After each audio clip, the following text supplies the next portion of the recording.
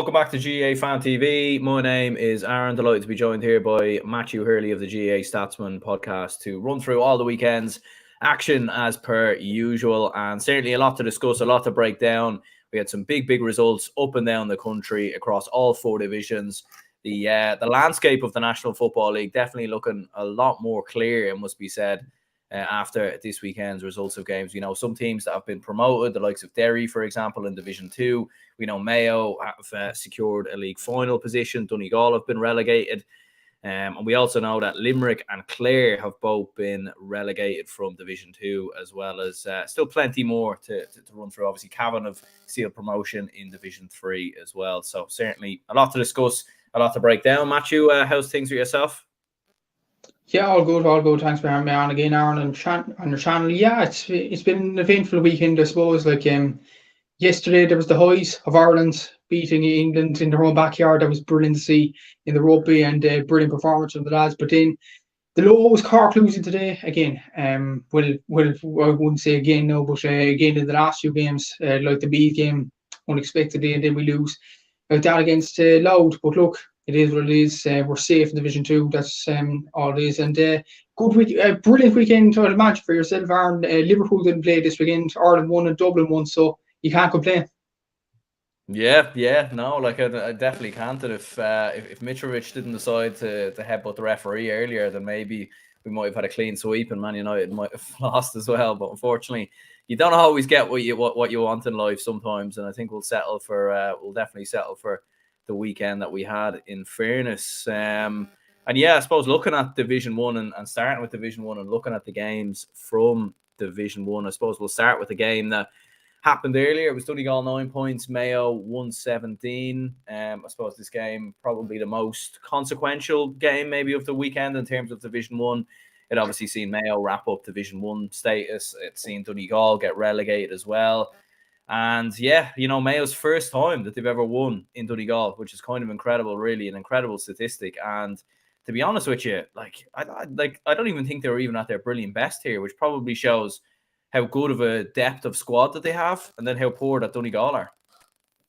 Exactly so, and like it's a thing that I said even watching the match earlier on, that it was inevitable at times. Mayo were just cruising through it. Mayo could only play what's in front of them. Mayo were, played as well as they could. Like Aidan O'Shea was brilliant today. I don't think they were at their brilliant best. I think they got 50% accuracy in their shots. They weren't that great. But looking at their shot selection, this is a par for Donegal as well. Mayo had 35 shots today. That's a shot every 2 minutes. And it probably just shows how off at Donegal are this year. We've said it over the last few weeks, and we're kind of like a broken record with this. And I emphasise the point even more. I honestly think Donegal are one of the worst teams I've ever seen in Division 1 with my own two eyes. I think they're genuinely pretty off the pace. You look at them today, they didn't offer anything. Like when you look at, like even with Mayo, I think we're 5 points up, and Ryan O'Donoghue scores that goal. Surely the Donegal players would have known, if we lose this, we're gone. We're relegated. It's over. Surely the Donegal players would have, gave it a little towards the last few minutes, but it just didn't seem the urge was there. There was no drive, no passion, no nothing from Donegal, and that kind of disappointed me in a way. They do have the players like Oisin Gallen, Jamie Brennan, Joel Bradley Walsh off the bench. Like, they're brilliant players, individual players, but it just didn't look. They were bothered at times today. I don't know what it. Well, we know what it was with Donegal. They're just off the pace. But there's a difference with being off the pace and not giving a damn, really. And I think some of them Donegal players didn't look like they care for the badge, really, today. I know it's harsh, but look at the shock session. You look at their body language. It was down throughout the game. Like there was no period in the game where you're thinking, oh, Donegal can make a comeback here. There's going to be a shock at the cards. We always knew Mayo were going to win the game. It was a question by how many. And from a Mayo point of view, it was brilliant to see Paul Towie on the pitch. Tommy Conroy coming on and creating a few chances. Great to see Paul Towie at a point as well. A lot of Mayo subs coming on. Paddy Durkin back to his full base, scoring 2 points. Dermot O'Connor, 100 appearances for Mayo. Brilliant achievement for him.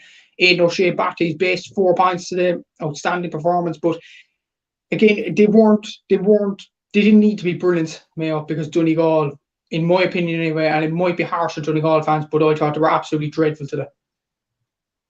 No, I completely agree. Mikey says Mayo didn't have to get out of second gear. Donegal are abysmal. Michael Murphy's back must have been made of granite. How long he'd been carrying them, and yeah, like I mean, like is it a case of Michael Murphy stepping away from Donegal? Like that's been the main reason as to their decline, or do you think?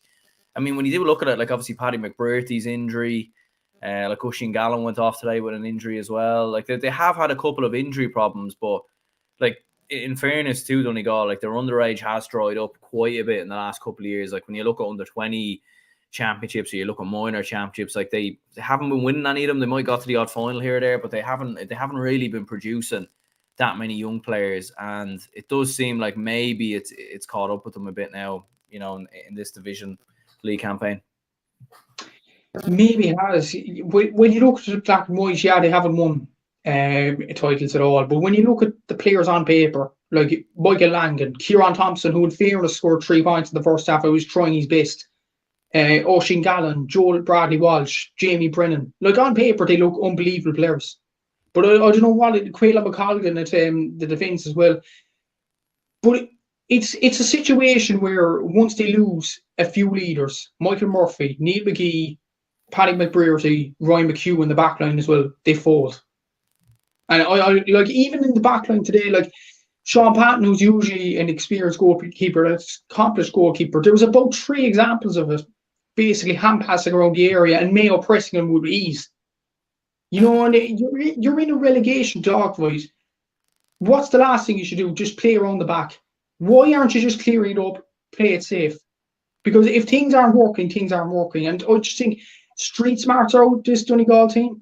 In regards to young players, yes, the titles aren't there, but I think there's still some very good young players in Donegal. Look as recently as 2019, they brought Kerry to a draw in Croke Park, and arguably in any other day they could have won that game. And who would have thought 4 years later? I think they'll really, really struggle in Division 2. You know, you wouldn't have said that about that Donegal team in the last few seasons, and yeah, it's amazing the drop in form. And I just wonder, like there was rumours during the week that Jim McGuinness was up for the job, and then Donegal GA said, nah, won't take him on. I just wonder, like, if Jim McGuinness was over this team, would Donegal have changed? And Seamus Brady on my podcast during the week, check it out if you haven't already, the GS Statsman podcast, made a very good point.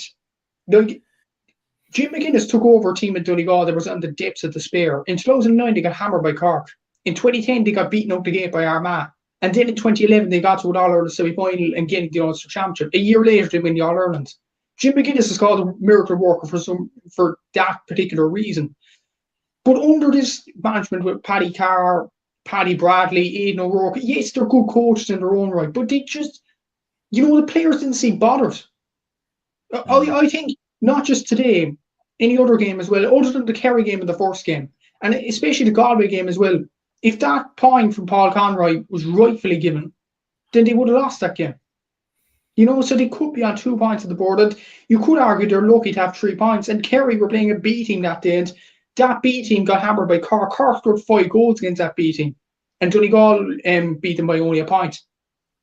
You know, it's desperate times, I think, for Donegal football, and I think the only way they're going is backwards under this management anyway. And if they got Jim McGuinness on board, I think it maybe could have changed, maybe not, but it was worth a try. If they got Jim McGuinness, brilliant. They actually tried, but they're getting this management team now, scupper them together, and the end result, it ends in an absolute disaster. Yeah, and it's a strange one. Like if that was the case and that is true, like, and you'd have to take Jim McGuinness for his word, you know, for what he said. Like, I mean, I wouldn't see any reason as to why he would lie about it. So it's a little bit strange that they didn't take him on, like considering what he has done for them in the past, and considering, you know, like I suppose it's been no lie really that anytime a job comes up in inter-county management, Jim McGuinness is usually the man who's linked to it straight away because he's the, you know, as you said, he was a miracle worker with Donegal. So, of course, all other inter-county management boards are going to want to try get him in. And it obviously has never worked. So the fact that Donegal had the opportunity to get him in what would have been the perfect timing, really, and they didn't. It's a little bit strange, but as Meadman says here, although Donegal have been good for the last 10 years or so, we're forgetting they aren't really football heritage per se. Only 2 All-Irelands. This may be the end of Donegal. Hope that's not too harsh. I suppose it's a fair point. Like in the early 2000s, they weren't like they kind of had a few, they were kind of a bit of a flash in the pan type team. They get to the odd All-Ireland semi-final, the odd Ulster final, but they never had any consistent period of success like they've had really from, we would say, about 2011 onwards, where every other couple of years they've been winning Ulster, they've been getting to All-Ireland quarterfinals, semi-finals, and obviously in 2012 won the All-Ireland, 2014 reached the final. So apart from those years, they've never really had a sustained period of success in their history. So maybe it is a case that it's just the end of an era, and they're going to have to rebuild. Exactly so, and I just think I even go back to the point about being one of them being the worst Division 1 teams. Like I looked at over multiple Division 1 teams over the last few seasons. You look at Kildare last season, Meath in 2020. They might have lost games, but at least they went down fighting. I don't think this Donegal team went down fighting at all at any stage today, and that's just putting aside under 20 success and football heritage and stuff like that. There's another aspect of the game, and it's effort.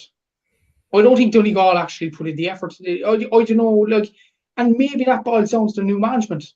Maybe there's just not enough, temperament there to succeed, or something like that. I don't know what it is, but in regards to success, they won 2 Ulster titles. That Donegal fans have said to me over the last few years, they had 2 Ulster titles, but I say back to them, you haven't reached all of the semi-finals since 2014. I've been banging on about this for so many years about Donegal.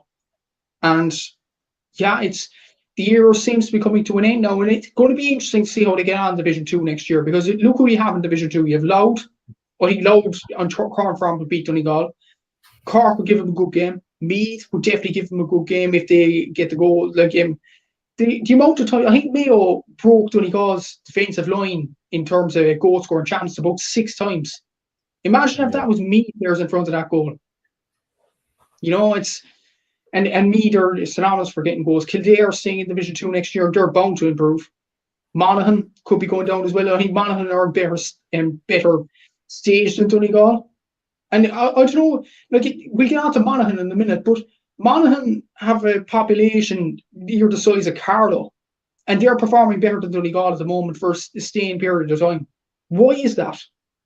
I'm just wondering, because Donegal is a huge county. They don't usually concentrate on hurling at all, and soccer maybe a small bit with Finn Hart. But football, Gaelic football is the royalty up in Donegal. It's such a huge county. Why are they struggling? Not as struggling as badly as Monaghan, for example. It's a tough question for Donegal fans, but to be honest, I think they need to answer it. They really need to answer, because it's ridiculous, really. I know Monaghan are doing well, in fairness to them, fair play to them. But if you're saying Monaghan are doing better, have better longevity than Donegal, something's seriously wrong there. Yeah, no, it's very odd, all right, because even when you look at it as well, like Monaghan's underage, like they're bringing through, like it seems every couple of years that you're seeing younger players come through there, and I think we've all predicted maybe what's happening to Donegal right now, that would actually happen to Monaghan, where their underage would dry up and there would be a group of players coming through and everything else, but that actually isn't the case, and it's actually the complete opposite, really, where it's Donegal who are actually not being able to produce really at underage level and bring players through. But as you said, they still have great players like Michael Langan, Kieran Thompson. Michael Langan was a player that always impressed me, but doesn't really seem to be cutting the mustard for Donegal at the minute, along with a few others as well. Defensively, they've no structure. They're just absolutely all over the place. And maybe going down to Division 2 might be what they need to rebuild, but there definitely is a lot of work to do, because you certainly wouldn't have them as favourites for Division 2 in 2024 at this early stage, regardless of who joins them and obviously who comes up from Division 3 as well. Just touching on Mayo then, I mean, obviously it was a brilliant performance from them. As we said, maybe not, they weren't at their brilliant best, but they seal a league final, and it's another win. And I suppose the Mayo hype train continues for another week. And one of the important people in the comment section actually articulated it brilliantly. They were in second gear the whole game, and they didn't need to get out of it at all. It was a good enough performance, but still they could perform to better levels. But does Kevin McStay, would he be that bothered about performance today? I don't think so. He might say it in post-match interviews and fair play to him, but I don't think he would be bothered, to be honest. It's going to be interesting actually what team Mayo actually put out next week. Will they have Paul Towie in the starting lineup? Will they have James Carr drop for because he's played so many times over the last few weeks? Will he try a new midfield partnership just in case Matthew Rand or Derry O'Connor gets injured during the championship? It's going to be interesting to see what Mayo team they put out, but it'll be interesting to see their temperament as well. Will they want to actually win the game against Monaghan? Because obviously we'll get on to Monaghan's fight for relegation in a minute. Monaghan fans will be hoping Mayo will play a second team, because then Monaghan will have an easy chance for victory. But it's going to be definitely interesting to see what team Mayo put out. And as regards to the league final and the Connacht Championship, I think I've said it over the last few weeks, and we're like broken records saying this. Mayo, I think, are probably, other than Derry, probably in the best state of play at the moment. I think they're doing absolutely brilliantly defensively, offensively. Aidan O'Shea's hitting the lights out. Ryan O'Donoghue, who's doing brilliant. Killian O'Connor, when called upon, is doing well. The midfield partnership is doing well with Matthew Ron and Dermot O'Connor. Paddy Durkin is coming back into form. So all's looking at the bright side for Mayo. And it'll be interesting to see what kind of team they play next week.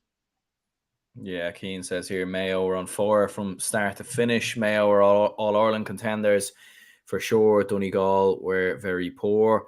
Yeah, look, I think you can't disagree with that. I mean, it was only a couple of years ago that Mayo did reach an All-Ireland final in 2020 and 2021 as well. So we know they have the capabilities to certainly be contenders, and they certainly should be contenders. I suppose the big question is, can they actually go and win it? And I suppose that's probably a question maybe that will get answered and will be discussed more so when we get closer to that time. But like, you would have to say, in terms of the depth of their squad, I think I've said this before, the improvement of a lot of their players as well, like Aidan O'Shea, I think has been extraordinary for Mayo this year. I think he's arguably been footballer of the year so far, I think, in my opinion.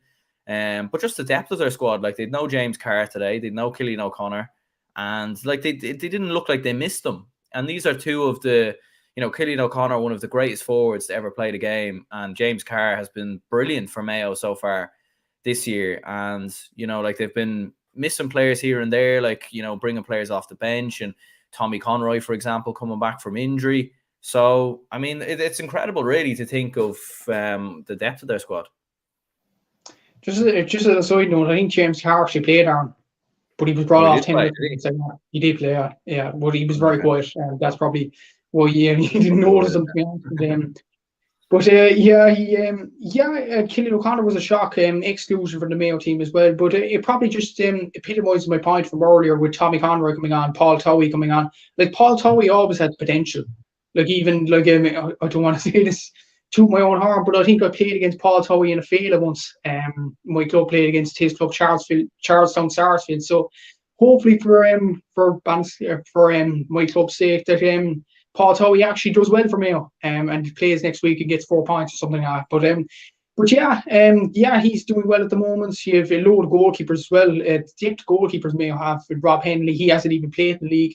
Colin Reeve, Rory Byrne are all doing well at the moment. You look at their defence, like even the defence didn't look threatened. In the Hessian, I don't think played today.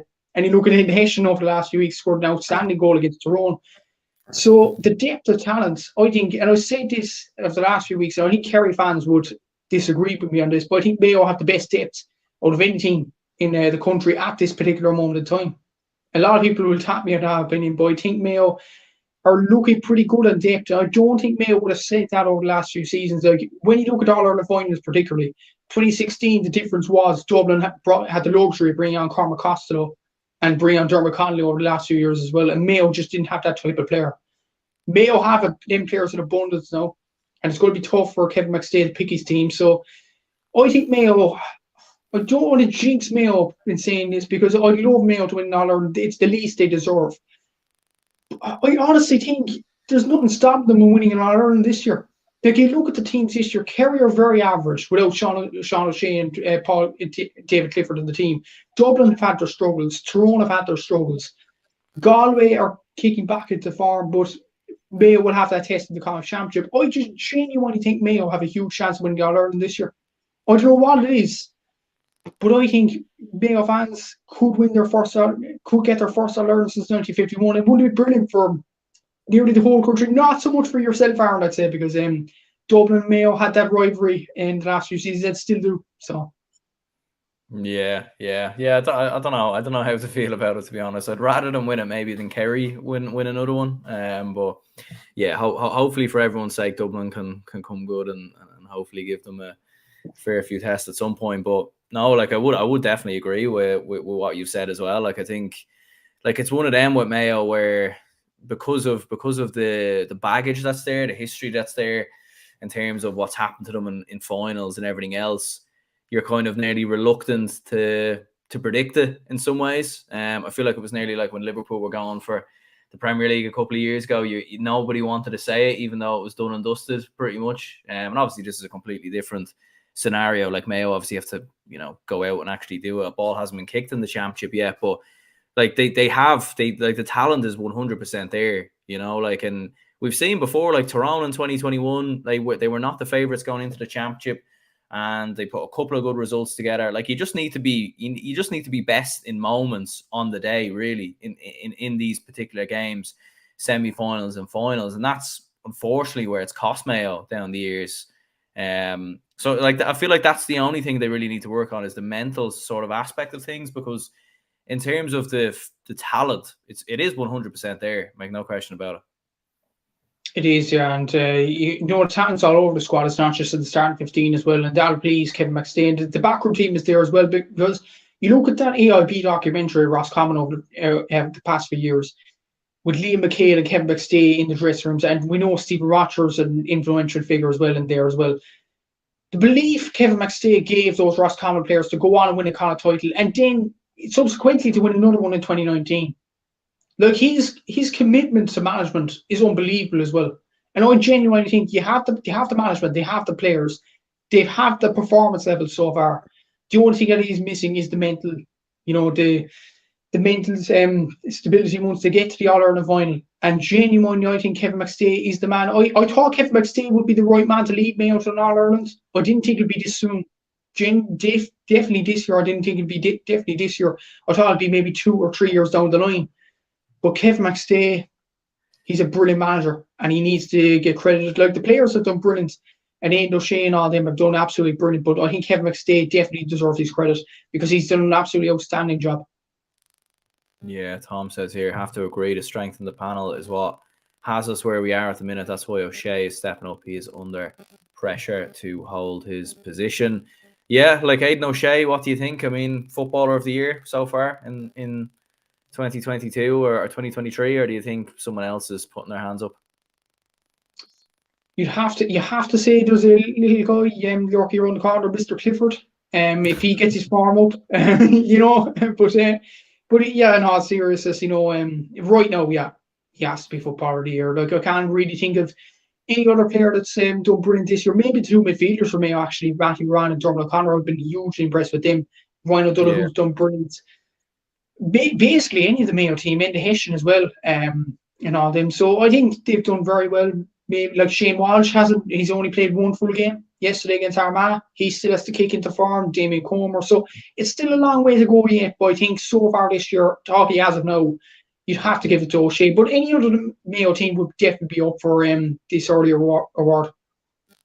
Yeah, like and one thing I would have to clarify as well is that I don't think he will win Footballer of the Year. Like I do think David Clifford will go on to win it anyways, and I think there'll probably be a few other players in contention. But I think like if you were to look at it as in right now, like who has been the best performing footballer in the country, I would say Aidan O'Shea, in my opinion. Now, as you said, there's plenty other Mayo lads who could put their hands up. James Carr is one. Even looking at someone like Matthew Tierney for Galway, who I think has been very, very impressive so far this year. And I suppose that does lead us on to our next game. Armagh won 6, Galway won 8. I said, you know what, let's just get this one over and done with, because this was probably one of the worst games of football I've honestly ever watched. It was as hungover as anything yesterday. And the reason why there was no match reaction was because I fell asleep. I do apologise, I fell asleep. So I woke up in time for the late drama and the goal, but yeah. So there we go. Armagh 1-6, Galway 1-8. Yeah. Ah, jeez. Like, yeah, I think I said it in the JMac podcast group chat as well. I think, honestly, Aaron, and you'd agree with me, I made the right decision. I watched the rugby.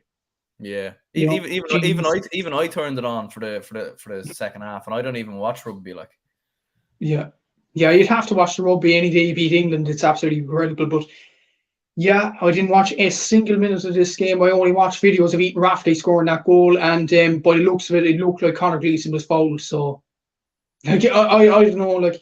And then Ethan Rafferty makes an error towards the end of Matthew Tierney gets the goal. But I was banged on about this before we leave this game. I said this about Armagh the last few weeks. Armagh are a relegation dogfight, and I have not been impressed with them at all. I think this defensive system doesn't suit them. I think they're better playing on the front foot. Why they're playing this way, I don't know. Like, it's not bringing them results. It brought them results last year when they were playing on front foot attacking football. But they're thinking about the games too much, I think, Armagh. And I don't know what it is. And Kieran McGeeney, a lot of Armagh fans now calling for his head. I won't blame them because no Ulster title. They're struggling this season. And if they lose in Healy Park next week and Mayo play a second team, that them tactics could come back to bite them. And I think they will. And as for Galway, look, brilliant results. They're most likely going to go into the league final if they beat or draw against Kerry next week. So best of luck to them.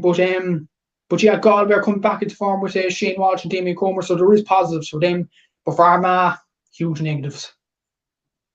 Yeah, Franny Fan TV says Ethan Rafferty goal of the season. Yeah, I mean, it was obviously just a long ball that was looped in, and I don't know if I would say it was goal. I don't think he was going for the goal personally. I think he was going for the point, and it just dropped in. We've seen this happen time and time again, and as you said, Conor Gleeson was probably fouled in the in the area as well. So yeah, probably not goal of the season, but I think at the same time it is quite a mad scenario when you see a goalkeeper ended up scoring a goal from play. It is, yeah. And the goal of the season, I think that's a mad match out. I don't know about that. Like, he was definitely going for the point, maybe a punt into the area out of sheer hope or something. And Conor Gleeson was fouled as well. So that's two reasons. I don't think it was goalie, or I think it was much a fluke. Like, I'd put it into context for whoever commented that. Like, was Emma Duggan's goal for Meath against Dublin goal of the season in 2021? If you're saying Ethan Rafferty's goal of the season, you have to say that's goal of the season as well. It's yeah. I think Emma Duggan might have meant that though. I don't know because I remember the Dublin goalkeeper was a bit off her line. Yeah. But yeah, it's one of them. You don't know. Like, obviously players, like, I think when Emma Duggan was asked after, did she mean it? And I think she said yeah. Like, obviously, like, you probably are going to say yeah because it makes you look better. It makes you, it makes the goal better as well, because it completely discredits the validity of the goal if you turn around and say no, I didn't mean it. Now, you do get players in the past in other sports and everything who've been honest and said, look, I genuinely didn't mean it. And usually it's after they've retired or anything. But yeah, like, I think it was an odd goal. It was a bizarre goal, but definitely not the goal of the season in my book.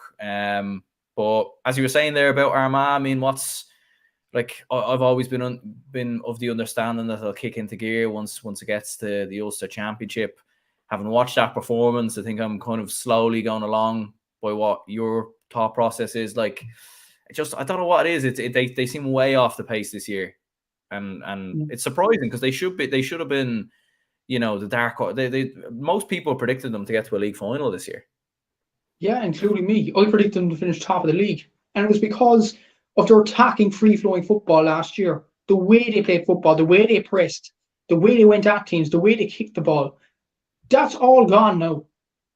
I don't know. Like, why was there any need to change? Like, when you look at it from a bigger picture last year, Armagh were a penalty shootout away from getting to an All-Ireland final.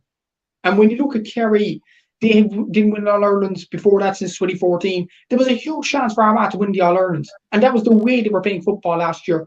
Intensity, kicking the ball back in the net and things like that. This year, they're reverting back to defensive tactics. And it's not working. It's simply not working. I've said this over the past few weeks. people in Armagh said, "Oh yeah, injury problems against Donegal, particularly injury problems." We're kicking into gear and all that. But I was thinking, it's Donegal. Donegal are genuinely one of the worst teams I've seen in Division 1. And Armagh struggled to beat them at home. That just epitomised it for me. That Armagh are just not good enough, really. I think eventually, they will be good enough to stay up because Monaghan are playing Mayo away. Then again, it does depend what team Mayo put out. But Armagh, if they don't go down this year, I think they're genuinely lucky. And they have to revert away from the defensive tactics and play on the front attacking football. That's the way they're going to win. They're going to be close to an hour and renounce the title by playing the way they did last year. If they don't do that, they're going to have a very poor year, Aaron. And I feel sorry for the Armagh fans because they got excited last year. And now, because they're changing style, it's all reverted around. Yeah, and when I was watching the game, and even having watched them against Kerry as well, and everything else, you're kind of looking at it and thinking why are they going so defensive? Why have they changed it up? And I was kind of thinking about it earlier, and I was nearly thinking are they setting up this way to try and mirror what Derry have done, and they're almost planning themselves for a potential meeting with Derry in an Ulster final or an Ulster semi-final. And maybe they're looking at how Derry won the Ulster Championship last year and think, if we play in a similar way against the likes of Tyrone, Monaghan, or whoever they come up against along the way, then that will favour them. But as you said, it is a strange one to completely revert, because last year they were on the front foot, they went after teams, they got in teams' faces. I remember the game at Croke Park against Dublin last year where they were unbelievable in that first half. They looked like one of the best teams that ever played Dublin and Croke Park, let alone just that one particular game. So yeah, it's very, very, very strange, to be honest with you. And yeah, you can certainly understand Armagh fans' frustration with the management, because he has been there a long time and he's brought Armagh good memories. But I think now it's really about time to kick on and win major silverware. That's what they want to achieve, and realistically with their team, that's what they should be achieving. They should be, yeah. It's simple as that. They haven't reached an Ulster final since 2008, even reached an Ulster final since 2008. Antrim have reached it more recently than them, Fermanagh down. And their counties, they're apparently struggling in the depths of Division 4, Division 3, Cavan as well. To be honest, when you read the names of those counties, even Monaghan with a small population, it's embarrassing, really, for Armagh. It really is. Armagh fans have been complaining over the last few weeks of me ranting about their county, but look at that stat, read it carefully, and think. It's kind of embarrassing when you think about it. For a county that won the All-Ireland in 2002, as recently as that, that's what, 20 years ago, that's still recent enough. That isn't something like 50, 60 years ago. So Armagh should be doing better than this, to be honest, even getting to an Ulster final. But they're not. They're simply not. And they were on the road to that last year. They were on the road to recovery, and suddenly they changed system. I don't know. I'd love to go into the dressing room and actually hear what Kieran McGeady and Kieran Donaghy are actually saying to the players. Because it's not the Armagh that we know and love last year.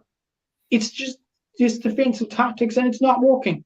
Simply not working. And they've done this in every game as well, even against Monaghan, when I was ranting raving about them at that time. But they still reverted to defensive tactics. And Monaghan's nearly pulled it back in that game. So yeah, I don't think this is going to lead to a bright future for Armagh. They need to play on the front attacking football, or else they're going to have a very bad year on. Yeah, no, it is a strange one. Maybe he's looked at it last year and looked at what they conceded against Donegal and in the Ulster Championship in the quarterfinals, and what they conceded against Galway. And yeah, it's a really, really hard one to know. Mikey says, I don't think Armagh are saving themselves for championship. I think McGeady is genuinely struggling to recapture last year's form. Yeah, I think at this stage, when you're, it's all good saving yourself, but the championship now is only 2-3 weeks away, 4 weeks away. So, and the Ulster Championship comes thick and fast, and it's very, very competitive. A lot of great teams. So Armagh need to be ready, and now is the time where you do need to start getting ready. So yeah, no, I would agree. I think my thought process of them saving themselves for the championship, I think after seeing the performance against Galway, I definitely think there's bigger problems. From a Galway perspective, though, they got the win, they got the late goal, obviously, from Matthew Tierney. you know, like they've kind of been quietly trickling along. Like they're not conceding much, they're not scoring much, they're grinding out results. They've had a few players coming back from injury, and I suppose all looks well. And as you said, it's basically a league semi-final now between them and Kerry next week. It is, yeah. And Galway are, you know, pushing along nicely. Even Tom Culhan coming back from injury. I forgot to mention him, scored 2 marks. So fair play to him. Like Damien Comer's going to come back into the team next few weeks. You've Rob Finnerty, Matthew Tierney. He looked to be struggling. Then he got that goal, which probably epitomised his season to a T. I think Galway are motoring along nicely, even without their big players in certain games, and they're grinding out results. And unlike Armagh, they seem to be in these boring games, but Galway seem to get the points. And you know, I think Galway, there's still a kick in them in come championship, and I think they're definitely on the route to a league final. That game against Kerry, the last match, it's on in Salt Hill, so I think Galway are definitely favourites for that game. And then again, you don't know if Kerry actually care. Do they want to get to a league final this early on in the season? So I think Galway are in the right state for the league final, and best luck to them against Mayo. Absolutely. And I suppose moving on, it was Monaghan 13 points, Tyrone 215. I suppose we were saying on John McMahon's podcast during the week that going away to Monaghan is such a tough place to go. Teams go there and struggle all the time, but Tyrone have gone there and they've, you know, what a result this is in the end. I mean, an 8-point victory going away to Monaghan, and it looks like Tyrone have turned the corner. It does, yeah. And now it gets to a situation now Tyrone are actually in a promotion battle if things go their way next week. So it's amazing, Aaron, how things change so quickly. And we were saying over the last few weeks that Tyrone are an absolute mess, and suddenly 2 results against Kerry and Monaghan, and all of a sudden it's Rosie in the garden again. So brilliant result for Tyrone. And they were helped by maybe the 2 red cards for Monaghan today. I'm yet to watch League Sunday, so I actually don't know were they red cards or not. So we'll see that later on in the evening, I'm sure. But Monaghan, I looked through the match report. Actually, they only scored 1 point from play. Kieran Duffy, and to be honest, like it's not really good enough. Like scoring 1 point from play at home in a day that didn't. Like I seen the weather briefly, you know, on highlights and TGR and stuff like that, and it looked to be a good enough day in Clonus, so didn't look to be a good excuse. So 1 point from play wasn't really impressive, but good result for Tyrone, and now they're in a promotion battle. As for Monaghan, they'll have to hope that Mayo don't care about the game, literally, and they have to win next week, and hopefully Tyrone decide who they just lost to do them a favour and beat Armagh next week in Healy Park. So Monaghan have to rely on a lot of results to go their way, and it's going to be an uphill task for Monaghan now.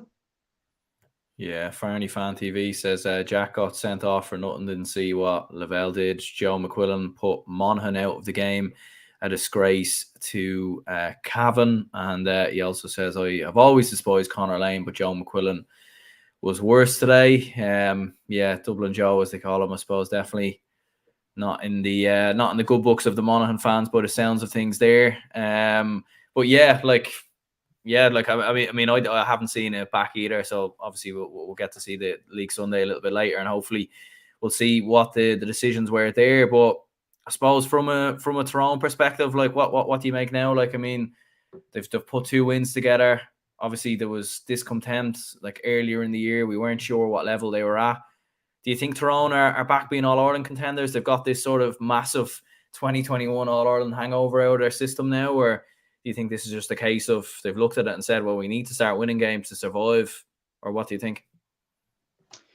Well, I don't think, there is a chance of reaching a league final, but I don't think they'll reach a league final. So I think all routes will lead to the Ulster Championship. They have Monaghan in the first game, but if they perform like they did today, I think they should get past Monaghan in the quarters. But again, that'll really intrigue me, and to see what level Tyrone are actually at is Derry in the semi-finals, if all goes according to plan. That will be a monumental battle. If Tyrone can manage to get over that, I think Tyrone are definitely back. If they can't, that'll be 3 losses to Derry, and I don't think Brian Dewar for Globe will take that particularly well. So that'll be the be-all and end-all, I think, for Tyrone. But they're motoring along nicely, 2 wins in a row. That's pretty good going. And the thing, John McMahon was very critical about their defence on my podcast before the Kerry game, and voila, they won 2 games out of 2. So maybe they were angered by Mr. McMahon's comments there, and retribution. So, yeah, a pretty good run for Tyrone. But I think if they go on and play Derry, that'll be a monumental battle. If they could win that, they're well and truly back. Yeah, because the thing with me, like with Tyrone, was that I made a video even last year talking how they were the closest challengers to Kerry. Like I think they've all the talent in the world. Like, and we even discussed it earlier in the year with the under-20 success last year. Some of the players that have been making the breakthrough. The influence of the Canavans. And now obviously that they've got the likes of Con Kilpatrick and Brian Kennedy obviously back in the side as well. Peter Hart obviously scoring 1-1 today. Like they definitely do have the ability to have the players there, but for whatever reason, the performances haven't been there, and the performances have been very poor. But look, fair play. They've got two results. They've turned the corner. I'm sure they'd love nothing more to relegate their near rivals in Armagh. So I'm sure they might just show up for that one as well. Especially after what happened between Tyrone and Armagh last year in the league with all the red cards and everything else. So yeah, like they definitely have turned the corner, and like you couldn't rule them out being All-Ireland contenders as well. I know that sounds mad considering a couple of weeks and months ago we were completely writing them off, but the talent levels are there. It's just about putting these consistent run of performances together. It exactly is, yeah. And I genuinely think Tyrone have one of the best crop of players in the country. And what worried me, like some of the impressive players actually walked away, like Paul Donaghy, Tiernan McCann, Lee Brennan, Conor McKenna, a load of them players. And Tyrone seem to be going nowhere, but they're bringing these new players. Like Cormac Quinn, for example, scored 1-3 in the league so far, and he seems to be a bit of a gem coming through the ranks. Peter Hart is still doing well. And I think, actually thinking about it, Matty Donnelly coming back into the team has really helped Tyrone in recent weeks. Like, he scored, I think, 4 points in 2 games against Kerry and Monaghan, and I think he's done absolutely outstanding. And he's that bit of experience that Tyrone missed. Darragh Canavan, I think, scored around 10 points in the league. Pretty good showing. Darragh McCurry still scoring. So, and they've 19 different scores for their own players anyway, and added to that Shane Ryan OG as well. So just rate of scores is there. They do have a brilliant crop of players. I suppose the main question is, can they go and gain revenge on Derry? That's the big question. And as regards finally about their game against Armagh next week, absolutely they'd love to relegate Armagh, but would they want to keep Monaghan up? Aaron. So I'll throw have a bit of a dilemma, I suppose, next week.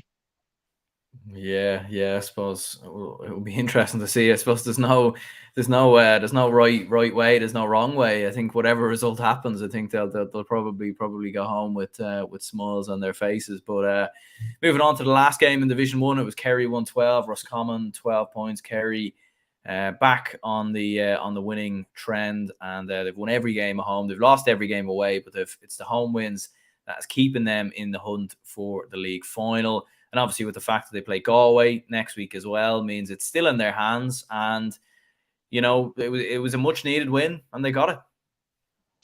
They got it, yeah. And to be honest, like, I don't want to burst Kerry's bubble, well, actually I do, but the penalty at the end, I don't know what you thought yourself. Aaron thought it was a Stonewall penalty for Roscommon, and Kerry got incredibly lucky at the end. And it was a strange game because Kerry were actually cruising. David Clifford scores that goal. They score a few points, and you're thinking, why are you watching this game? Roscommon are just going to wilt.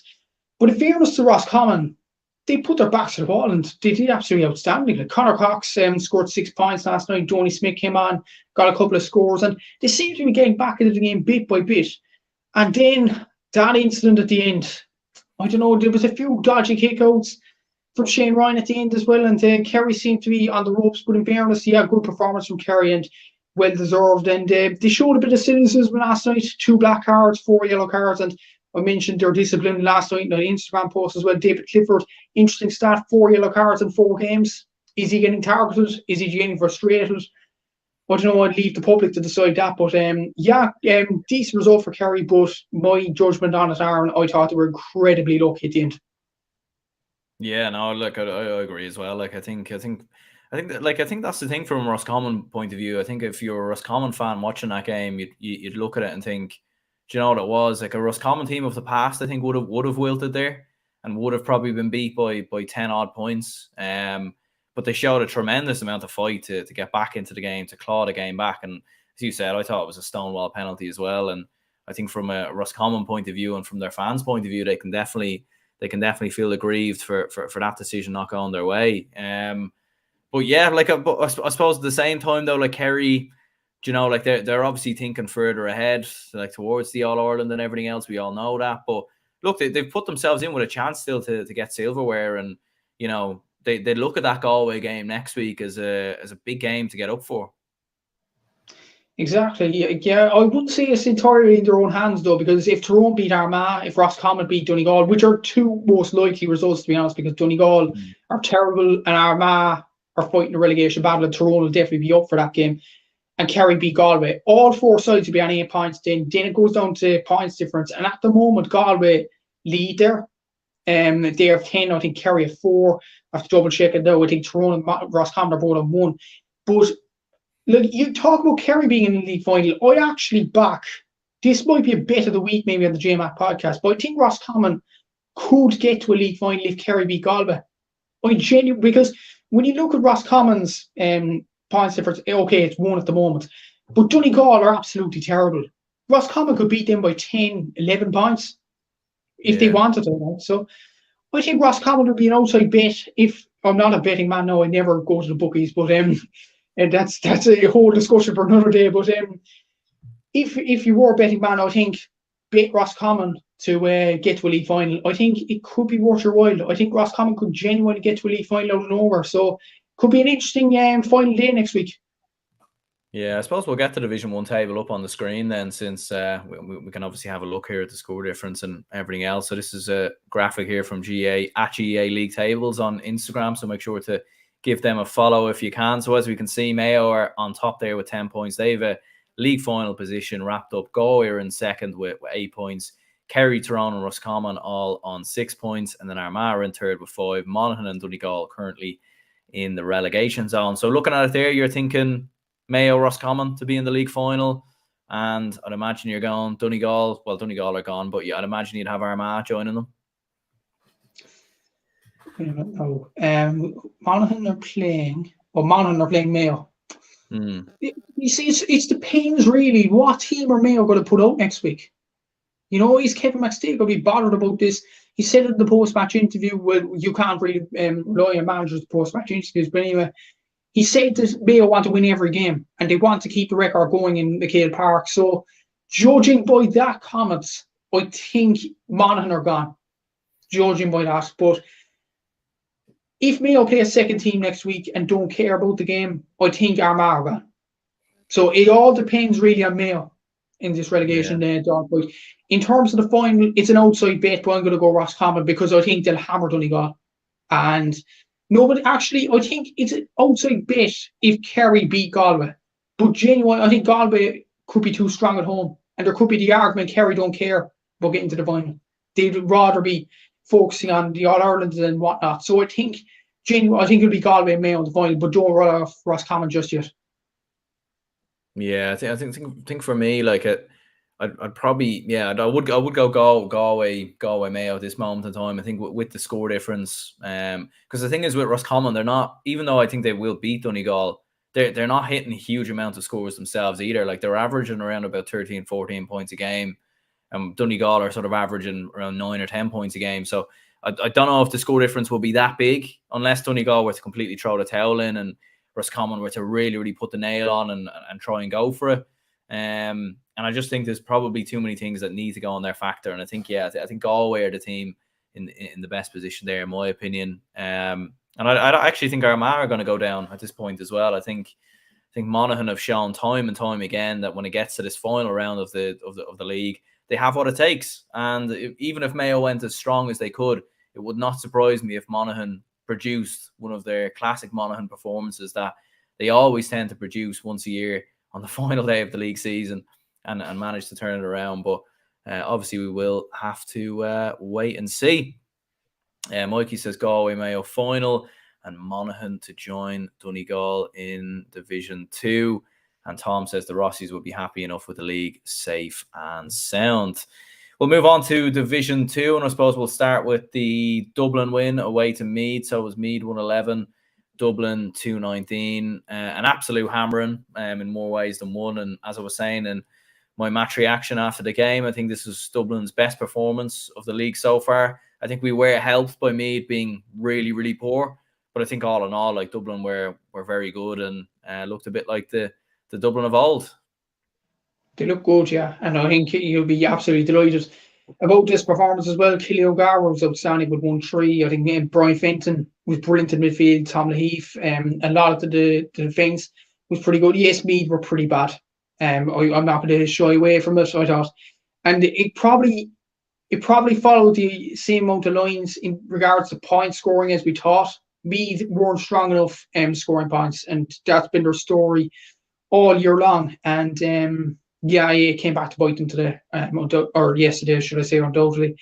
And Dublin were outstanding. Like the kickouts, they were relatively comfortable. Meath didn't really glove on them in the first half, particularly. It was too easy at times for Dublin to break up the field and score. So, good result for Dublin, but then again, Meath weren't that good, and even the goal they got was very, very fluky. So, they were way off it, Meath, and deserved win for Dublin, and good scoring from Conor O'Connell and Cormac Costello from play as well. And maybe this is the performance to kickstart the Dubs year. Yeah, do you think Colm O'Rourke is out of his depth a little bit tactically? I mean, that was the general consensus from a lot of the Twitter experts and everything else. And to be fair, I probably would agree. Like I think you're looking at it, and there doesn't seem to be much structure, much flow about Meath's play. It seems to be very just kick the ball into their forwards, hope for the best, and then see what happens. It doesn't seem to be. It nearly feels like Meath are trying to play like the Meath of the 80s and the 90s, but the game is clearly evolved and kicked on now. Like you're coming up against defensive systems, sweepers, everything else. Like it's very hard to play that type of game when you're coming up against sides who are setting up very well defensively. And in fairness to Dublin, that's what they were doing. They were set up very well defensively, and it was, those balls going in there were, it was like a dog's dinner in there. It was easy work for the Dublin full-back line. What were your thoughts on sort of Meath's tactics and Colm O'Rourke's approach to the game? I thought their tactics was way off, to be honest with you. Like they thought they were going to play Cork every week defensively, that Shroddy Cork team in the first game of the league. But no, Dublin were nothing like that. And as well as that, not just tactics, but I thought their actual decision making was terrible. Like when you look at the first half, particularly, they're playing against a strong wind. What's the last thing you should do? Kick from long distance, because it's going to end up wide. I think John Monaghan actually pointed out in the RT commentary yesterday. Macho Costello having a free, and to be fair, Macho Costello, by the way, has an outstanding league campaign. It's not just him, but he had a free on the sideline. Usually, what a player would do against the wind, against the breeze, kick it into the centre, maybe get it back, point over the bar. But he decides to go for himself, and you're thinking, why can't you just play it to a player and make the chance easier for yourself? I just think it was a bit of inexperience as well. Like Jordan Morris as well kicked a few wide as well. I think the only player that actually was accurate all day, and that was a player only just came on, Aaron Lynch. But the rest of them, I thought, were pretty poor in front of goal. When you look at Meath, I think they had 10 wines. They had 10 wines in the game, 46% accuracy, Dublin at 65%. I suppose that just shows you the lack of experience in the Meath team and the experience in the Dublin team, and that was the big difference throughout today. And old habits with the B team as well. Like you look at Leinster finals gone by, I think the 1 year they scored 4 points, and that wasn't good enough. And old habits come back to bite them. But would I blame Colm O'Rourke, as some of the Meath fans are vigorously doing online? I wouldn't particularly. I think, and I said it in prediction videos and stuff like that, even before the Cork game. And this is why I said Meath would be in a relegation battle initially. It's because of the lack of experience, and Colm O'Rourke would have a huge job in his hands, and he still does. It'll only take until next year or the year after for his plans to develop even further. Meath fans kind of think that it'll be a Kevin McStay effect of Mayo, but the difference is Mayo have much better players than Meath do, and much more experienced players. Meath have a young crop of players and don't have tactical nous to make the right decisions as well. So I think it's just that, and they'll have to be patient. I think Meath fans, and there's no point just blaming Colm O'Rourke right away. Yeah, Mikey says Meath will be the whipping boys in whatever championship group they're in, and Meath man says Meath need an actual inter-county manager. The last thing we needed was a former Meath legend. Yeah, like I think it hasn't looked good so far. But what I would say is what Matthew said there in terms of, I think at the same time you do need to give this time. And you like I don't think it does anyone any favors to just all of a sudden remove Colm O'Rourke even at the end of the year. I think you wait till next year and then you sort of see, has there been progress, because there is a lot of young players. There is a lot of young players in there. Like the only thing is, Meath have had a young team from what I can remember for a long time, because there's always players sort of coming in and out, and that's kind of the issue. They can never have a settled starting 15 or a settled squad. Like there's always players drifting in and out of the Meath side. So I think that would be, from a Colm O'Rourke perspective, that would be his first main focus, is just to make sure that they get a settled starting 15, a settled squad, so then that there's not a continuous amount of turnover every year.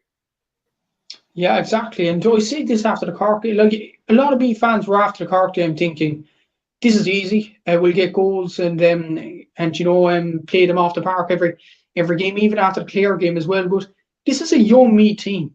Like, you look at the age profile. Look, I was impressed with Meath's defence, particularly against Cork, because they were cynical and all that. But like, it does take time for the players to develop, mental skills more than anything. And I just think, look at the difference between themselves and Dublin yesterday. Dublin made the right decisions. Meath didn't, and that was the ultimate deciding of the game. Do I think they'll be the whipping boys? Look, I'd give it more time. I think for one thing, I think there's fight in Meath. I think there was fight in Meath yesterday. There's undoubtedly fight. I just think they lacked quality and experience. That's it. Like, usually with Meath teams in the past few seasons, from 2015 to 18 or something, under Andy Mackley particularly, there was no fight. And it was shambolic at times. With Colm O'Rourke, there was fight, but the skill execution was far off. And we always knew that would be the occasion with Meath, simply because their players are too young, and it will take time. And I think Meath fans need to realise that. Don't go ranting just about now. Give the players time, give Colm O'Rourke time, and it will come good. He's a Meath legend. He knows Meath inside out. I'm sure you're in very good hands. Absolutely. And I suppose moving on then, it was Louth 110, Cork 10 points. I suppose what happened? Where did it go wrong? Look, I know the Meath game's a rant, and you're thinking, I'm going to rant again. Look, I don't want to. I'm looking for excuses now, but the Daniel O'Mahony sending off. I obviously League Sunday. I don't think they're going to show the cameras at it, which is a shame. I won't get to see it. But at that point, Cork they were 7 points to 2 up, and then Cork to Finn McCarthy, they conceded a soft penalty, and Louth got back into the game then. Then we get the red card before half time, and we were 8 points to, I think it was 1-3 at half time, or 1-4, something like that. And look, we were going well, and then Louth just got the run of us. And what I was hearing from a Cork fan that was actually at the game today, sent me on a few WhatsApp messages, he was saying that Cork should have battered Louth out the gate. When you look at the goal chances we had, particularly, I think it was Chris O'Jones missed a few, Stephen Charlotte missed a few, Brian Hurley was missing today. A few players weren't. Matty Taylor was also missing today. He was injured. So arguably we weren't at our strongest, and it isn't reason to panic. We're not in a relegation dogfight. And look, Louth is a tough place to go, and I will hold my hands up. Louth have done absolutely outstanding, and the story really should be about them, how well Mickey Hart has done with the team. Their attacking is absolutely brilliant, and yeah, pretty good showing from Louth. But for Cork, the result today won't particularly worry me as much as the Meath game. But if we lose to Derry next week and Meath beat Kildare, which is a big possibility, it's 5th in the league. And what would worry me, I said this to you off air, is how bad Armagh and Donegal are in Ulster. And Cavan or Down could be in an Ulster final. And that could knock us off a Sam Maguire place. I hope it doesn't come to that. I hope we beat Clare and Munster. But as I said before, I didn't expect at the start of the year we'd beat Clare 3 times this year. That would be a momentous achievement. I do think we're a better team than Clare, but Clare could turn up one day and then blitz us out of the park. So you have to be careful, but at the same time, I'm not going to rant about the result today. Well done to Louth, brilliant result for them. But for Cork, look, a few things went our way against us today. And look, we have to move on. Yeah, like I think when you look at, like, I think if this was a result that happened at the start of the league, I think your opinion probably would have been a lot different. But having seen how well Louth have played this year, like they beat Meath, they beat Kildare, and they should have probably beat Derry as well. Like when you think about it, like Louth could have possibly nearly be going into the Dublin game having won every game. Do you know, like that's how good they've been at times. They were a little bit unlucky against Clare as well. A few decisions went against them in the closing minutes. So like when you look at it from a Louth perspective, like the fact that they didn't have, like I was looking on Score BO, and correct me if I'm wrong, but I didn't see Sam Mulroy there, so I think he was injured. Wasn't there? No, Sam Mulroy wasn't Yeah. there. Kieran Burns, another player that was missing, and yeah, I was actually doing a bit of scorekeeping for that Scorpio app as well, and yeah, I was shocked when I was putting in the team that time that Sam Mulroy was out. Well, I wasn't shocked. I knew it was going to happen, but you know, Sam Mulroy, Kieran Burnout, probably Louth's best two players last year. They were thinking it was a good opportunity. And as the game was going on, we were 8 points to 2 up, and I'm thinking, okay, this is simple. But then the penalty comes and the red card comes, and yeah, just two decisions, and they changed the game completely. Yeah, it's unfortunate. Look, I'm sure the players will recover. I was more disappointed about the Meath game because I know Meath are inexperienced, and I just think that was a bad result from us. That was why I was ranting the first day out. But with Louth, I think under Mickey Hart, second year in charge, I think they've been absolutely outstanding. And I'm not gonna rant at all about it. And well done to Louth on it. And one final thing before we move away from this game, Aaron, the fact this isn't shown on League Sunday. The rumours are going around anyway, Queen and O'Reilly on Twitter saying it. You follow them if you haven't already. It's a disgrace. And it's a disgrace for Louth as well. Because I don't know how many Louth games are actually televised. I don't even know if they've been shown once. I don't even know if they've been shown once, to be honest with you. I might be wrong on that. And they've 8 points on the board. 8 points on the board. No, not once being shown on League Sunday. I know it's a hard job for RT and stuff like that, but when you look at it from black and white and paper there, it's a disgrace. It really is. And I feel for the Louth fans. I really do. Like, RT must think, okay, it's Louth, it's a small county, they're not going to achieve anything. But once they gain a bit of form, RT still won't show them. I mean, it's ridiculous. It's ridiculous. Like, you know, even without Sam Mulroy performing well, and this is the respect they get from RT. I mean, it's a joke. It really is a joke. And you'd have to question, Aaron, what would that say to a smaller team going from Division 4 to Division 2 eventually? Like, let's say, you know, in Division 4 at the moment, a Waterford, a Carlow, if they gain a bit of form, go up through the ranks. It just shows they're just not going to be shown. They're not going to be cared about in Division 2. So, look, RT, I mean, it's ridiculous, really. We've ranted and raved about RT in the last few years, and this is another misdemeanor, unfortunately. Yeah, and as Mikey says, a couple of those Louth games were at the very least GA worthy. Like even the Meath game, the Kildare game. You think of these matches, like there were famous results in some way for Louth, like to beat Meath and Kildare, you know, in back-to-back weeks as well. Like it doesn't happen often from a Louth perspective. And yeah, like I'm not sure how the Dublin game or what the story is with that. Like I'd say probably what happened was like with RT and these TV companies.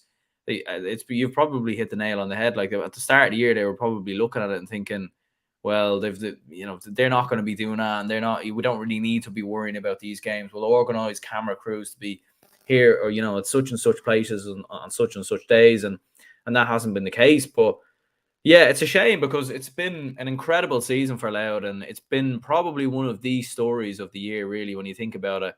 Like you had them to be relegated, I had them to be relegated. Majority of the people I spoke to, and everyone in this sort of GA podcast community or whatever you want to call it, has very much had Louth as being relegated, and here they are on the final day going up against Dublin with a chance of promotion. Like it's extraordinary when you think of some of the teams that are in this division as well. Yeah, it's a brilliant achievement for them, and I suppose it does show what could be achieved from a Louth point of view. Like even look at the smaller counties, like you look at Cavan and Fermanagh, who are coming up from Division 3. It probably shows them that could be us next season. And Louth are the standard bearers. They've done absolutely outstanding. And why I said Louth would be relegated is because of their attack last year. I thought it was non-existent against Cork. But what Mickey Hart has done, and this is going under the radar, he's added Darragh McConnon, He's added more of attacking influence. Like Tommy Jordan scored 2 points from midfield today. That's an example. Like the player, they're getting scores from all over the field. They're starting Conor Grimes more. I think this is a brilliant Louth performance. And I think they're probably the shock team of the league this year. They've done absolutely outstanding. And in regards to the Dublin game, do I think they'll win? Probably not, no. But, serious. But I think one small thing, it might be an advantage to them. I know I ranted and raved about the League Sunday stuff, but Louth have been shown this year. So Dublin might not know what to expect from them. So I'm not going to say that Louth are beating Dublin, but it could be a pathway to a monumental victory. Yeah, Jesus, that'd be some scenes on the Dublin Louth border. James says raging the Louth Dublin game isn't in Parnell Park would have made for a serious atmosphere. Yeah, it certainly would be, like a lot of the Dublin games this year. Like when I was at the Clare game, it was a very odd atmosphere. I don't even think anyone once sang or anything like it. I don't know, it was just a strange atmosphere. So it would have been nice to have it in Parnell Park, but I do think the game being in Croke Park suits us a lot more, though. I think in Parnell Park, like with how Louth set up, it would probably actually suit them more.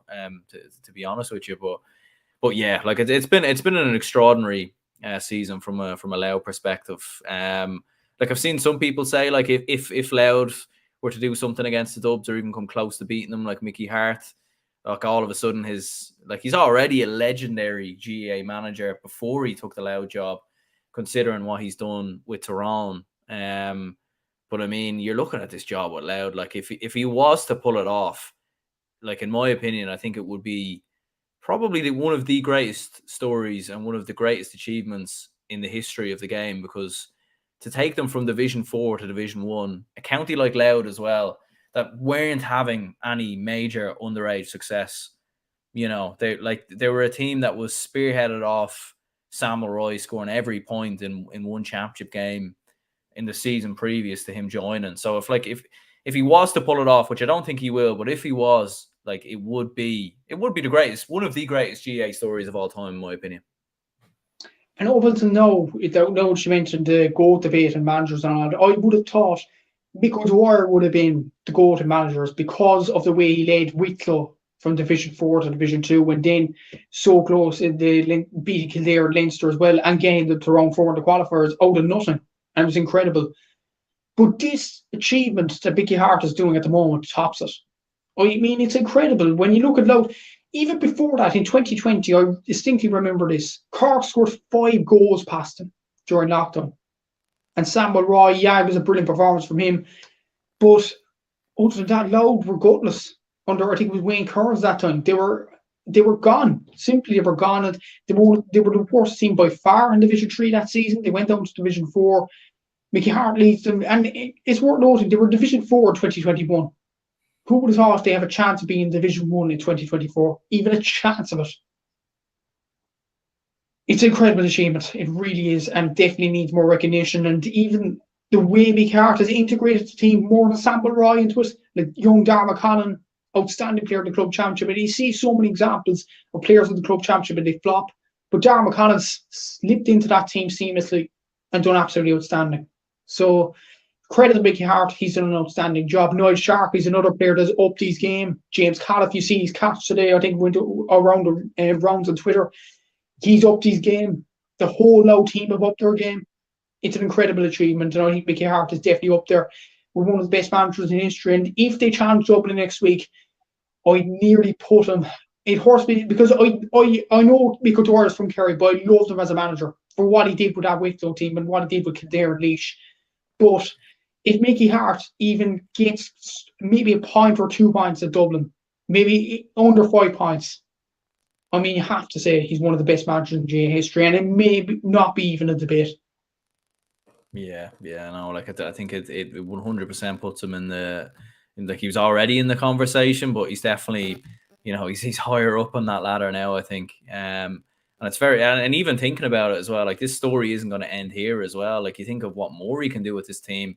Could he get them to a Leinster final potentially as well? And I suppose there's a few others set here, like Samuel Roy being out for that Dublin game. going to be a huge blow, and hopefully from a Louth perspective, he's back by the time the Leinster Championship comes around, because I think Louth have got a serious chance of getting to a Leinster final. I really, really do. Looking at some of the other results in Division 2 then, so Derry 14 points, Clare 4 points.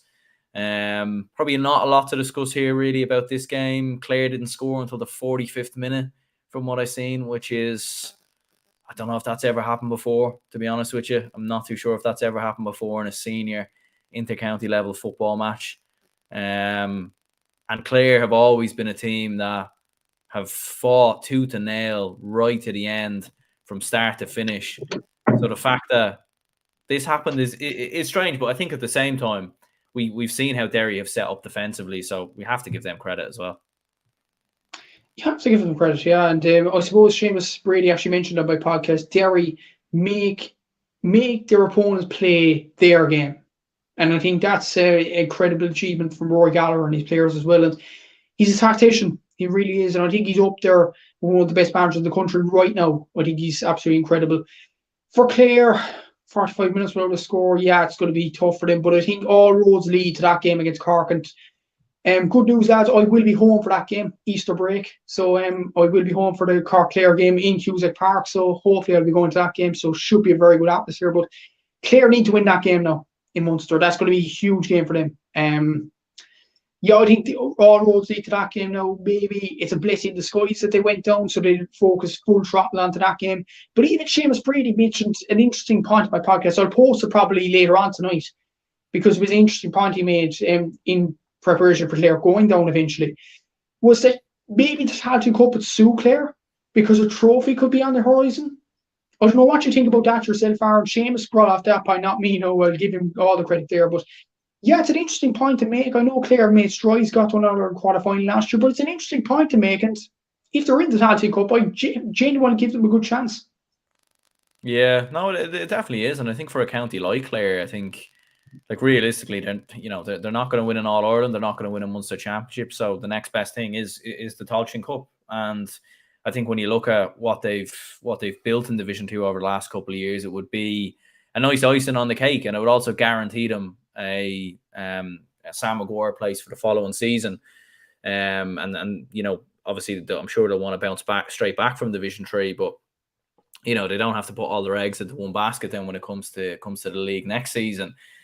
Like, is it like, one of the general consensus I think a lot of people have always said about Clare when predicting Clare, before the start of a league or whatever, is that at some point the talent levels are going to dry up, the players are going to dry up, because they're not a predominantly footballing county. They're obviously a predominantly hurling county. Like, do you think it is a case of that, and that's the reason they've gone down? Is it just a bit of bad luck? Is it the quality is very high? Because, like, when I look at it, I look at some of there's still a good few younger players coming through. Like, a lot of them were playing in the Sigerson Cup. So, like, I don't think it is a case of a complete end of era. But what do you think? I genuinely think they've just got unlucky. I know that's unpopular, maybe an unpopular opinion with many people up in other provinces, but I think this Clare team has very good youngsters coming through. Like, you've seen yourself against Dublin, they pushed you all the way in Croke Park. You look at Daniel Walsh, Emmett McMahon, Gavin Cooney. Like, they're outstanding young players. You have Pat Collins still there, Keelan Sexton, Cleary is still young enough. You still have Jamie Malone. Like, they're quality footballers. Ronan Lanigan's a brilliant player. Akeem is a very good player as well. Darren O'Neill's a very good player in midfield. Darren Bohannon's a nice squad player as well. So, like, Clare still have brilliant players. Do I think they'll bounce straight back up? I think it'll be a challenge. Like, I think Cavan from Mana will probably go up. So down will be very tough next year. I'm not going to lie. I think down will be tough. Offaly will be tough next year with the young players being integrated there. So it will be a tough Division 3 next season. And when you look at Sligo's rise as well, they could be a shout as well. So I think Division and Westmeath, we haven't mentioned him. Like, that's going to be a tough division next year for Clare to go. That'd be my worry. But in terms of quality drawing up, I don't think it has. I think you looked at the UL team, that was basically half of Clare. So I think Clare, there's still some talent there, but Colm Collins, will this be his last year? It kind of looks that way, Aaron. Yeah, probably does. In fairness, Mikey says Cavan and Clare, two standout teams in this year's Tailteann Cup.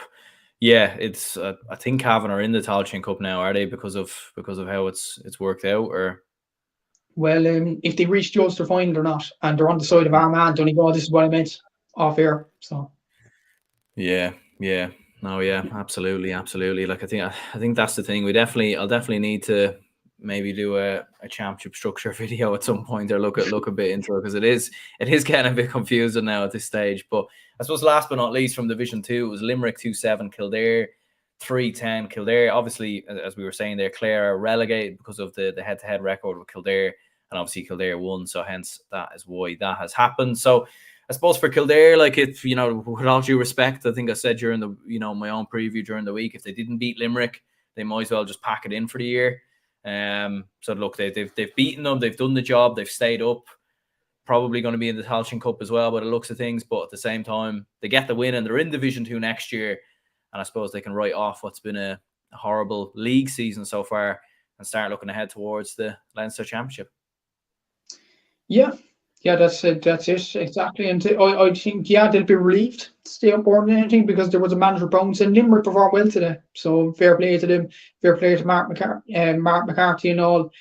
Or Mark Fitzgerald, I should say, very good performance from them. Like, it was a good result for Kildare, but I think next week's game against Meath is actually crucial in a way, because if Kildare beat Meath, they go up to 5th, and they give themselves a slight glimmer of hope of getting in, avoiding the Tailteann Cup. So look, I think that game is still big for Kildare in terms of league positions, but they'll just be relieved to survive today.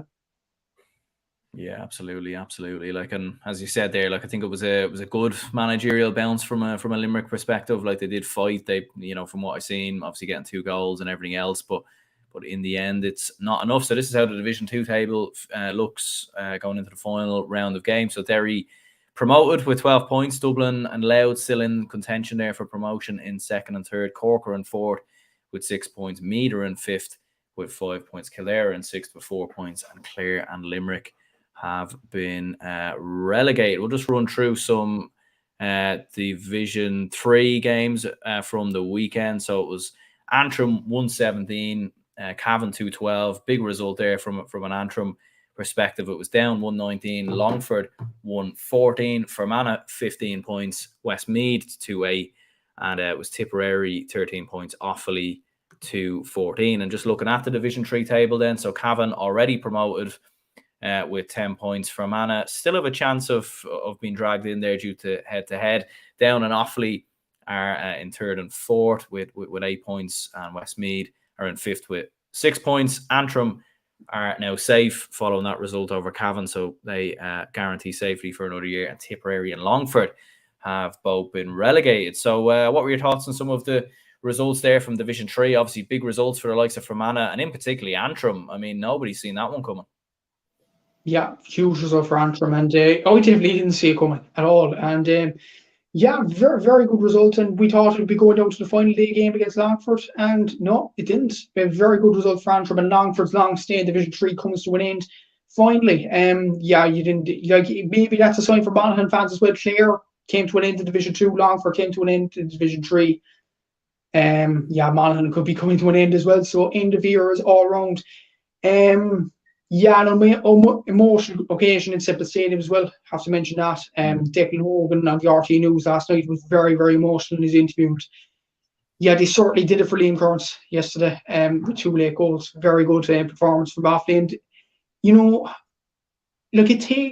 we talk about performances and stuff like that, exceptional performances from Mayo, Dublin, all them this weekend. But for me, performance of the weekend is Offaly. To come back from a funeral on Thursday, to bury your manager, and then to produce that performance win by 7 points in Semple Stadium, it's brilliant. And obviously, my heart's going out to the Kearns family on the date of Liam. Will be sadly missed. But Offaly still have a chance for promotion as well, which is the mad thing. So, very, very good result for Offaly, and a very emotional day all round in Thurles. Yeah, absolutely. As I was saying in my own preview show during the week, like, you still can't get your head around the news, to be honest with you. And I don't even know how some of those Offaly lads even played, considering the news. So absolutely fair play to them for going out there, doing it for Liam. And as you said, obviously a massive win for Offaly as well that keeps them in the promotion hunt. Looking at Division 4 then, so it was Carlow 11 points, Sligo 2-10, Waterford 2-9, London 2-5. So first win for Waterford there since 2021. Wexford drew at Wicklow 19 points to 2-13, and a big result for Leitrim 2-14 to 18 points. And looking at the Division 4 table then, so Sligo sitting on top with 10 points, promotion. Not guaranteed, but they're certainly in a very, very good position going into the final game. We've got Leitrim, Laois and Wicklow all level with 8 points. Wexford and Carlow very much, Wexford still in a slight chance, although it looks very unlikely at this stage, with 6 points. And Carlow, Waterford and London cut adrift. London sitting at the bottom of the table. So what were your thoughts on some of them results? I mean, some obviously Waterford getting their first win since 2021, and a big result as well for Andy Moran's Leitrim, puts them in with a big chance now going into the final game, which I believe is against Sligo. It is against Sligo, yeah. That's going to be a big game. And you could conceivably have a situation where all 4 teams there would be on 10 points. And that would be some amount of calculations then, because Laois are playing London, Wicklow are playing against Carlow. Oh no, sorry. Wicklow are playing against Waterford. Laois are playing against London, Sligo against Leitrim. They're the 3 games to watch. You have to say Wexford are out of the race in 6 points. So, look, if Leitrim win against Sligo and then the result, like Laois and Wicklow win as expected, 10 points each, and there's going to be a fair amount of calculations. You'd have to back Laois first of all, because they're playing London, bottom of the league, can't seem to buy a win. So yeah, it's going to be an interesting final weekend. And yeah, I'd have to back Sligo at the moment, and the other team probably, look, if Sligo were to beat Leitrim, you'd probably say that it'd probably be Wicklow because they have a better head-to-head than Laois, but should be very exciting last weekend. Yeah, no, definitely should be all right. And I suppose that's the great thing from a Division 4 perspective, is that we're having games go all the way down to the wire, and certainly I suppose a lot to be excited for. Leitrim Sligo deserves to be on TV. Yeah, it'll be great. I was trying to there was a few comments who came in there earlier about Leitrim, but I can't quite seem to find them now for some reason. But nonetheless, yeah, like I suppose with the two of them, or here we go. Mikey says big win today for Andy Moran's men, hoping the game will be on TG4. It's the pick of the round.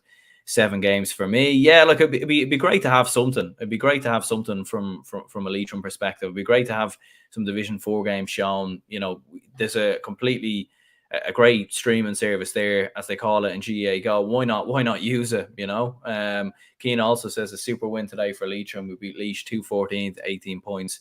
A win next Sunday against our near neighbour Sligo, and Leitrim are in a league final. Fingers crossed the green and gold can do the business. Yeah, no, and I think Leitrim have got a fair good chance going into that game. I suppose moment of the week then, I think we're both going with the Offaly Tipperary game. I don't think you can look past that. Exactly, yeah. In most occasion. In Thurles, I suppose, another moment of the week, if you don't want to go away from the office, probably Low beating Cork, and the trajectory that Loud are rising as well. So that'll be moment of the week as well, but undoubtedly number one has to be the Offaly game. Yeah, 100%. Well, look, Matthew, cheers very much for coming on. Cheers anyone who tuned into the stream. If you could hit the like button and subscribe, let us know in the comments down below what were your thoughts of this weekend's action. If you're listening on Spotify or Apple Podcasts or wherever you get your podcast, make sure to just give the podcast a rating when you get a chance, and make sure to check out Matthew's podcast as well, the GA Statsman podcast, and you can find it also on Instagram and all social media pages as well. So Matthew, cheers very much for coming on, and yeah, cheers anyone who tuned in. Thanks very much, Aaron.